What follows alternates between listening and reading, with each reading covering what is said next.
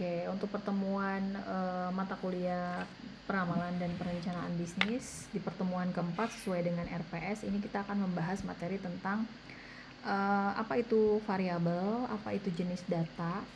Sudah terlihat semuanya kan ya? Sudah, Bu. Oke, kita akan berbicara tentang jenis data, kita akan berbicara tentang variabel, kita akan berbicara tentang analisa korelasi dan bagaimana kegunaannya. Mudah-mudahan nggak pusing ya siang-siang belajar yang seperti ini. Oke, yang pertama kita akan membahas tentang variabel. Sebetulnya variabel itu apa sih? Atau skala pengukuran itu apa sih gitu. Nanti teman-teman ketika membuat skripsi itu akan disuruh mencari variabel. Variabelnya biasanya untuk skripsi itu ada variabel X dan ada variabel Y.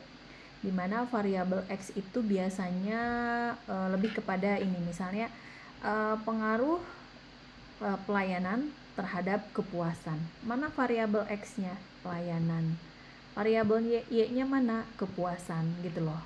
Nah, variabel itu adalah atribut atau nilai atau sifat dari objek penelitian, bisa individu ataupun kegiatan yang memang dia memiliki variasi tertentu antara satu objek dengan objek lainnya. Paham ya sampai sini ya? Kalau nanti teman-teman mau S2 nih, mau dapat gelar magister, ada berapa variabel? Ada 3. Misalnya tadi berhubungan dengan pengaruh terhadap pengaruh pelayanan terhadap kepuasan, dan ditambahkan satu lagi misalnya loyalitas. Jadi nanti ada variabel X, ada variabel Y, ada variabel Z gitu ya. Nah, bagaimana ketika kita berbicara skala pengukuran? Skala pengukuran itu adalah acuan yang memang digunakan untuk menentukan panjang pendeknya interval yang ada dalam satuan alat ukur. Itu adalah variabel. Biasanya punya nilainya yang variatif gitu ya. Misalnya ada konsep kepuasan kerja gitu yang tadi sudah Ibu jelaskan ya, atau disiplin kerja itu masuknya ke dalam variabel gitu. Nah, di sini kita bisa lihat variabel yang terikat, variabel yang ingin dijelaskan dengan variabel penjelas. Misal, ada kepuasan kerja, itu adalah variabel penjelasnya.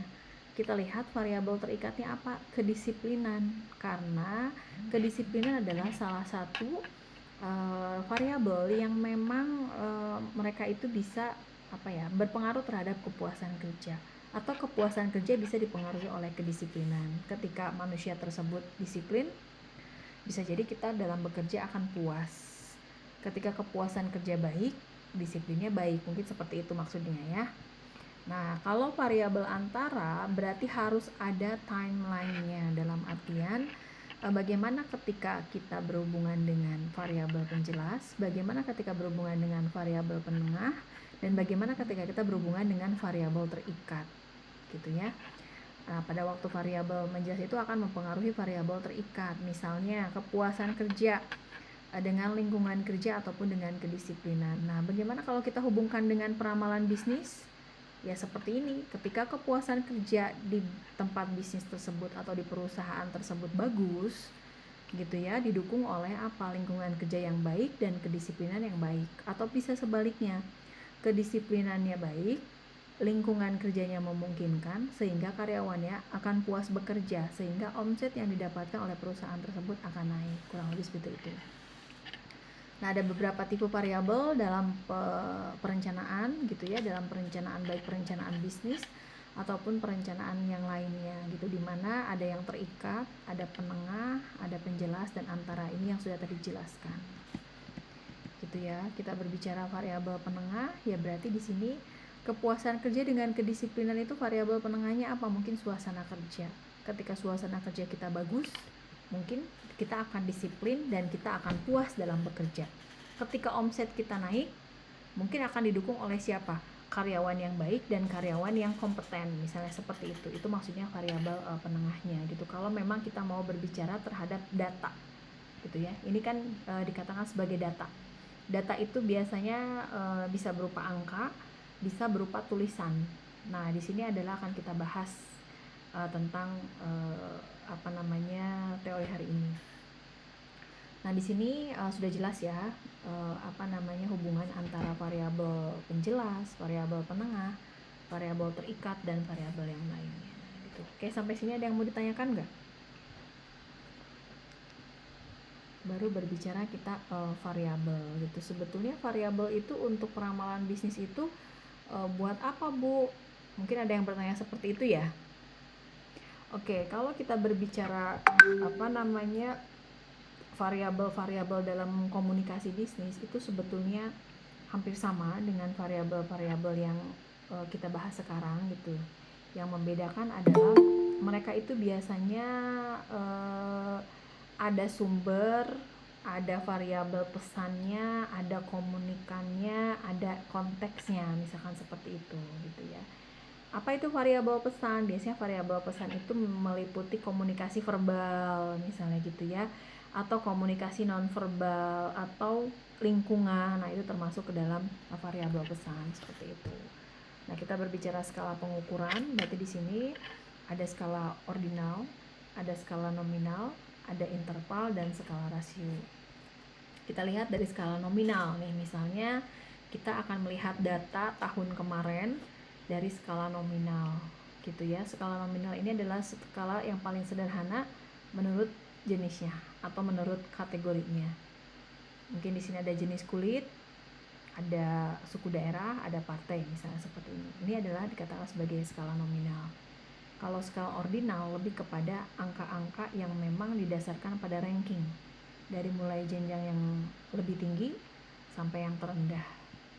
Kalau skala interval biasanya lebih kepada jarak antara satu data dengan data yang lain gitu ya, seperti itu.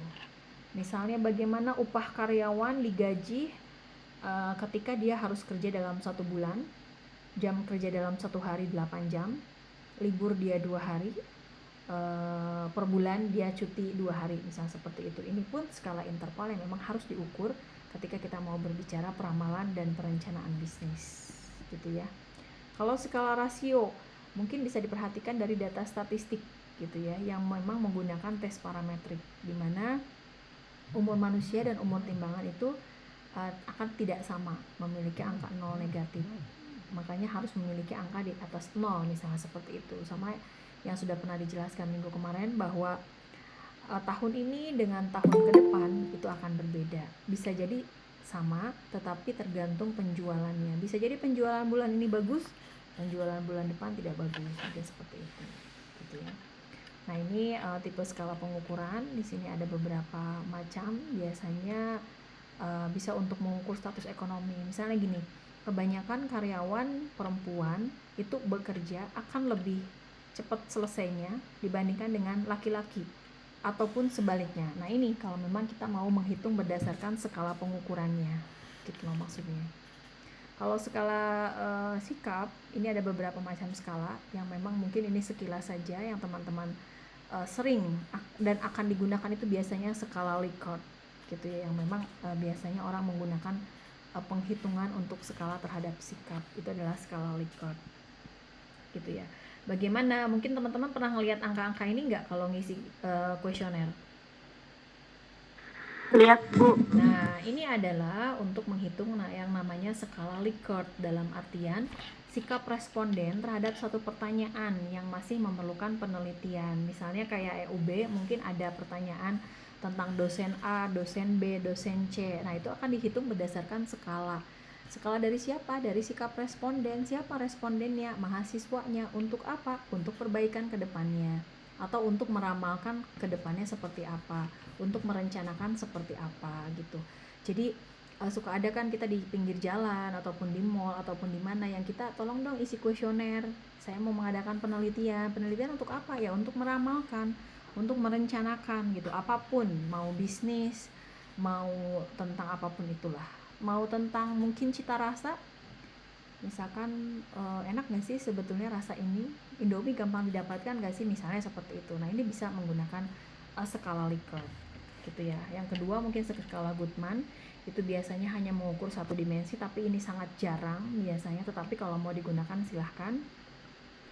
Yang ketiga skala diferensial semantik, di mana yang memang hanya diukur satu dimensi dan memang memiliki satu dimensi juga. Kalau ini kan susah. Kalau memang skala ini digunakan itu hanya untuk mengukur kita, bukan mengukur responden secara banyak gitu ya. Nah, kalau skala itu biasanya skala pendapat responden tentang keadaan atau fenomena alam ataupun sosial. Oke, sampai sini ada yang mau tanyakan tentang skala pengukuran tentang variabel sebelum kita berbicara tentang data. Bu, mau tanya Bu. Ya, gimana? Gimana caranya untuk ini Bu, mencari sebuah variabel gitu, Okay. menentukan variabel. Ini Apakah ada pendekatannya atau gimana Bu? Ini bisa dihubungkan dengan ketika nanti kamu membuat skripsi ya. Misalnya saya bingung nih, saya jurusan manajemen, saya akan menentukan variabel X dan Y. Apa yang harus saya lakukan gitu. Biasanya kalau kamu akan menentukan variabel itu ditentukan dari masalah. Kamu harus tahu dulu masalahnya apa. Misal kayak tadi, atau misalkan sekarang nih di IDB Ibu kasih tahu misalnya pengaruh pelayanan sistem terhadap kepuasan karyawan atau kepuasan mahasiswa.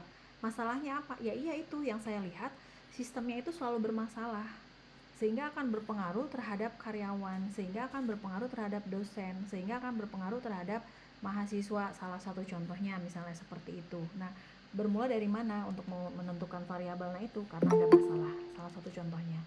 Yang kedua adalah yang bisa kita lakukan adalah selain masalah itu biasanya teori-teori yang mendukung. Kamu akan mengambil pelayanan dan kamu akan mengambil kepuasan. Berarti kamu harus mengumpulkan teori-teori untuk variabel tersebut. Kalau teorinya didukung banyak, kamu silahkan ambil variabel itu terhadap kepuasan dan pelayanan. Tapi kalau teorinya susah, kamu jangan ambil variabel itu. Karena teori nanti akan dimasukkan ke bab 2. Bab 2 itu bab apa? Bab tinjauan pustaka. Gitu ya. Yang selanjutnya adalah biasanya terhadap alat dan bahannya gitu loh. Kita mengukur kepuasan yang termasuk salah satu variabel, ada nggak bahannya, ada nggak alatnya. Oh ada, saya mengukur kepuasan dengan cara apa ya? Ya sudah, tinggal kasih kuesioner aja, saya kasih pertanyaan gitu loh. Jadi secara garis besarnya itu ada perumusan masalah, ada teori permasalahannya, ada teori variabelnya, dan yang keempat adalah ada bahan atau alat yang memang bisa kita gunakan untuk melihat indikator. Apa itu indikator? Indikator itu adalah sesuatu yang bisa kita simpulkan terlebih dahulu ya. Maksudnya indikasi itu mungkin ancer-ancer lah ya, seperti itu. Misalkan ketika kita berbicara kepuasan mahasiswa, indikatornya apa? Banyak mahasiswanya, mempromosikan ke orang lain, kuliahnya banyak, mahasiswanya banyak, nilainya pada bagus gitu. Misalnya itu indikator dari kepuasan mahasiswa. Indikator dari yang lain yaitu silahkan disesuaikan dengan variabelnya. Gitu ya.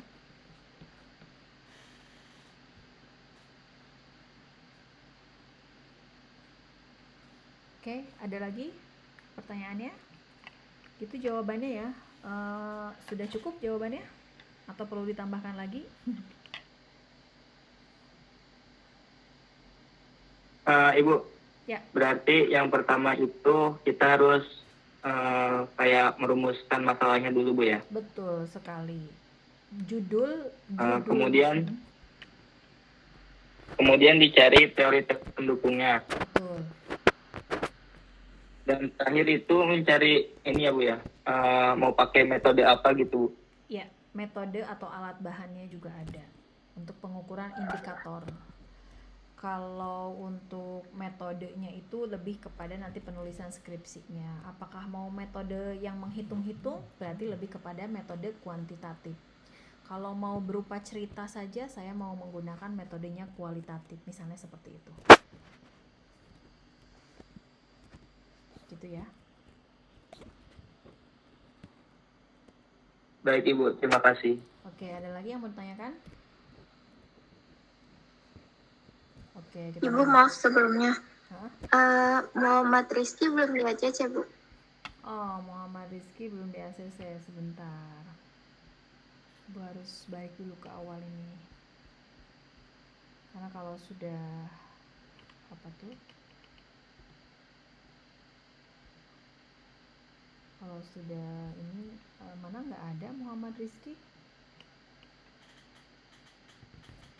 Tadi bilangnya belum dia cek buku saya. Oh, mungkin karena dari tadi ya ibu belum menguploadnya, jadinya agak-agak susah. Ya mungkin nanti kasih tahu lagi aja ya. Oke, kita lanjut ke data, gitu ya. Nah, tadi kita sudah mengumpulkan variabel, yang harus kita lakukan adalah sekarang data nih. Bagaimana ketika kita akan memperlakukan data yang sudah kita kumpulkan dari kuesioner, gitu ya. Lalu data tersebut akan kita olah. Setelah kita kumpulkan, akan kita olah, lalu akan kita analisis. Baru nanti kita bisa mengambil kesimpulannya, gitu loh. Datanya itu bisa berupa angka, bisa berupa fakta, biasanya seperti itu, gitu ya. Oke, kita lanjut. Nah, di sini kalau kita berbicara statistika, itu mungkin Ibu tidak akan membahas secara general karena memang bukan mata kuliah statistika ya. Yang terpenting adalah teman-teman tahu bahwa oh ternyata data seperti ini, oh ternyata variabel seperti ini, oh ternyata deskriptif seperti ini gitu ya. Jadi intinya kita ketika punya masalah, kalau memang mau membuat skripsi ya harus lakukan penelitian, lalu kita bisa nanti bisa bisa ketemu judul lah kalau memang sudah ada masalah gitu ya. Nah, ini statistika deskriptif, mungkin silakan teman-teman pelajari sendiri.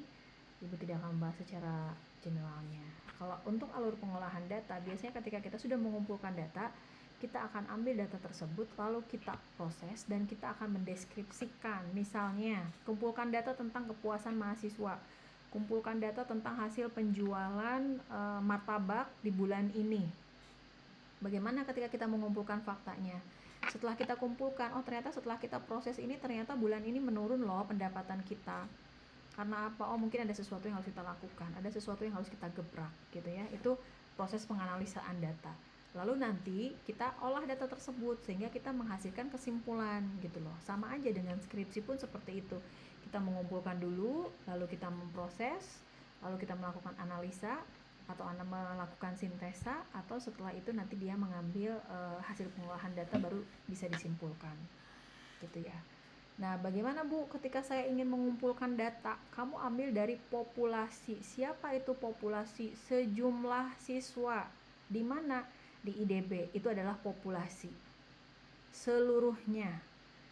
Terus nanti kita ambil sampel. Apa itu Ibu sampel? Sampel itu hanya sebagai contoh saja. Misalnya saya mau mengambil kelas reguler B2 misalnya. Itu sampelnya. Populasinya semua mahasiswa IDB. Jumlahnya 300, sampelnya hanya 20 misalnya. Bagaimana ketika kita melakukan analisis? Analisis diambil dari data sampel yang sudah ada, nanti ada rumus tersendiri. Lalu kita simpulkan gitu. Ini adalah ilustrasinya gitu ya. Nah, ini populasi itu sekumpulan objek yang akan dijadikan berbagai bahan penelitian. Misalnya, Ibu punya produk makanan ringan, Ibu akan melakukan penelitian apakah produk ini laku atau tidak ya gitu. Nah, Ibu akan mengumpulkan populasi dulu nih. Populasinya adalah seluruh warga Depok misalnya. Sampelnya apa? Ibu mengambil sampelnya hanya warga Pancoran Mas misalnya, seperti itu tidak masalah. Gitu. Yang penting memang mereka itu punya ciri atau karakteristik yang sama. Gitu ya. Nah, ini sudah Ibu contohkan tadi, populasi mahasiswa FEIDB, semua orang yang tercatat sebagai mahasiswa dan masih aktif. Nah, gitu ya. Populasi tak terhingga berarti lebih kepada semua objek yang lebih banyak lagi gitu. Misalnya dari contohnya orang yang berbelanja pada supermarket A misalnya, atau pelanggan yang suka bepergian dengan menggunakan jasa kereta api, itu adalah populasi. Nah, bagaimana ketika kita berbicara populasi yang terhingga? Itu biasanya jumlah penduduk suatu negara, jumlah penduduk di dunia, itu adalah populasi yang terhingga misalnya seperti itu. Nah, sampel adalah contohnya saja yang dijadikan sebagai bahan penelaahan gitu ya. Jadi kalau misalkan kita mau melihat bulan ini penjualan kita menurun, apa naik, bisnis kita dilanjutkan atau tidak, bisa menggunakan dengan cara seperti itu. Melakukan riset, melakukan research gitu ya. Nah, lalu setelah ketemu populasi, setelah ketemu sampel, kita menggunakan tekniknya nih. Apa yang dapat mewakili teknik tersebut gitu ya. Mungkin bisa kita dilakukan dengan teknik probability atau non-probability. Kalau probability sampling berarti lebih kepada sistem random. Misalnya tadi samplingnya adalah kelas NR B2. Bagaimana ketika saya akan mengambil probability sampling yang random? Ya sudah, ambil aja dari absen 1 sampai absen 20, misalnya seperti itu. Gitu ya. Jadi itu tekniknya terserah saja. Teman-teman bisa dilakukan dengan cara apapun juga, yang penting data tersebut memang sudah sesuai dengan data yang sebenarnya gitu. Oke, mungkin Ibu rasa cukup untuk peramalan bisnis yang berhubungan dengan penelitian yang mungkin bisa dilakukan oleh setiap perusahaan tersebut atau setiap bisnis tersebut untuk melihat bagaimana reaksi masyarakat, bagaimana reaksi konsumen dan lain-lain gitu ya. Nah, ini Muhammad Rizky baru nongol nih. Oke, jadi gitu ya, sama seperti Ibu kemarin baru melakukan penelitian tentang bagaimana euforia ya, bagaimana masyarakat itu peran masyarakat terhadap adanya GoFood di masa pandemi gitu ya. Ternyata yang Ibu lakukan penelitian, oh ternyata GoFood itu sangat laku loh pada saat masa pandemi. Karena apa alasannya? Karena memang mereka itu dibutuhkan oleh semua orang, memudahkan semua orang dan lain-lain. Kalau bisnis pun bisa seperti itu, apapun bisa kita lakukan. Makanya ketika kita merencanakan bisnis, meramalkan bisnis itu tidak hanya dilihat dari satu aspek saja, tetapi harus dari beberapa aspek harus kita perhatikan. Gitu ya. Oke, sampai sini ada yang mau tanyakan?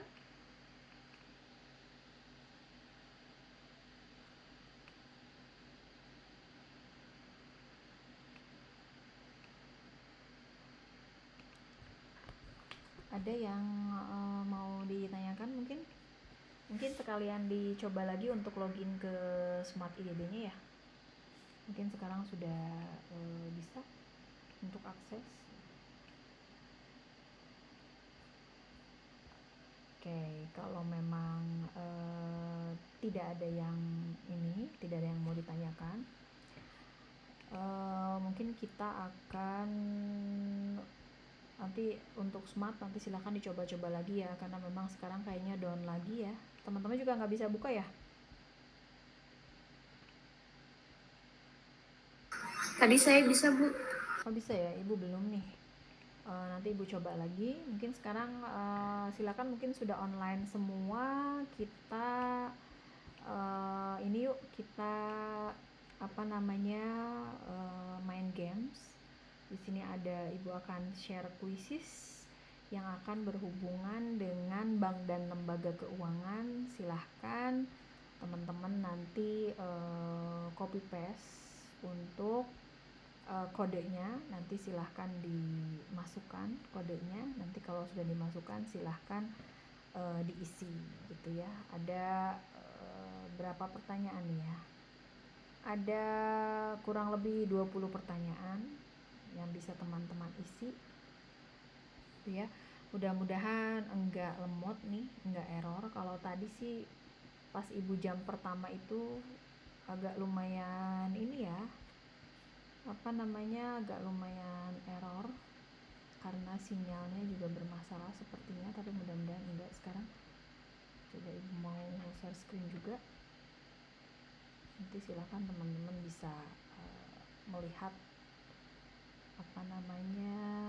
kodenya di layar, lalu nanti di copy ya. Sudah siap semuanya ya? Kita main game secara live, mudah-mudahan sinyalnya mendukung. Ini untuk seru-seruan kita aja, sekaligus sedikit membahas tentang materi yang sudah pernah Ibu share sebelumnya.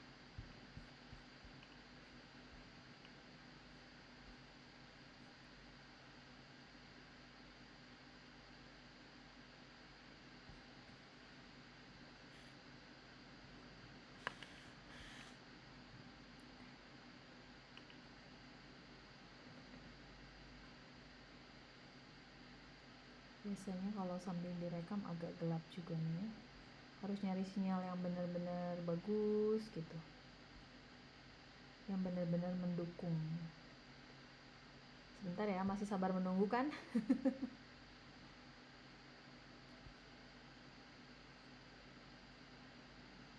Oke.